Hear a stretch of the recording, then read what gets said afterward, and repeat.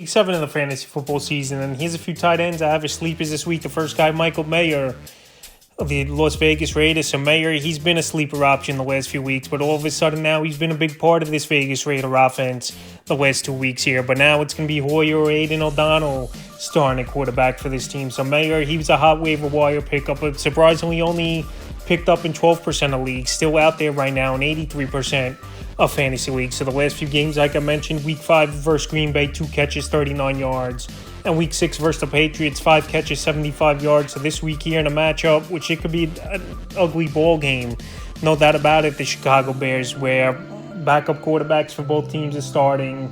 Could be low scoring, grinded out field goal type of game here. But right now the Bears do give up the 7th most fantasy points to tight ends on the season. And right now, while Mayer's worked into the lineup a little bit more, and for backup quarterbacks, they do like relying on tight ends. So right now I think Mayer could be a decent sleeper option. And like I said, available in 83% of fantasy leagues. Next tight end's Durham Smythe of the Miami Dolphins. So Durham Smythe, he really hasn't done anything this season since the first couple weeks of the year, and the last few weeks, no points on the board for fantasy owners. But this week here, I think this Philly defense, they're going to try to take out Tyreek Hill and possibly will cover him in this game here. But right now, Philly does give up the 13th most fantasy points to tight ends on the season. But Durham Smythe, obviously, he's a real dart throw in the deepest of leagues, and the desperation if you have no other tight end options available right now in 99% of fantasy leagues. So right now, Smythe, like I said, the last few weeks, he's had 2 goose eggs in a row, 1 target in the last 2 games. But this game,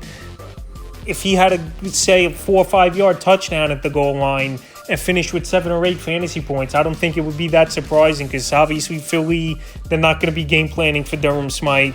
And this Miami offense, they got so many options and so many types of plays in this playbook. So right now, if you want to take a real chance here, I have Smythe as a sleeper, and a third and final tight end I have as a sleeper this week here. There's Donald Parham of the Los Angeles Chargers. So Parham, he's been a goal line option at the tight end position because he's a big 6'7", 6'8" tight end, goal line target, like I said, and a guy who can make plays in the end zone. And we saw it early in the season, week 3 in Minnesota, 2 catches, 4 yards, 2 touchdowns. So last week we saw Gerald Everett score a touchdown. We did see Parham, though, get targeted in the end zone, but he only finished with 2 catches, 19 yards versus the Dallas Cowboys. So this week here, in a tough matchup, a division rival, the Kansas City Chiefs, where this is a big game for this Charger team, but if they go down and lose, they'll be 3 games behind Kansas City. So I think this week they're going to try to spread out this Chief team and this Charger offense, and they're going to try to make some plays with guys you're not going to expect it. Obviously, Keenan Allen, they're going to expect Joshua Palmer, Austin Eckler, but it wouldn't be surprising, just like I said with Durham Smythe, for Donald Parham to have, let's say, 7-8 fantasy points. Well, he's out there in 97% of fantasy leagues, and if you want to take a deep dive and give a shot here to him as a sleeper, I have Parham as one this week. So at a few tight ends, I have his sleepers here for week 7 of the fantasy football season.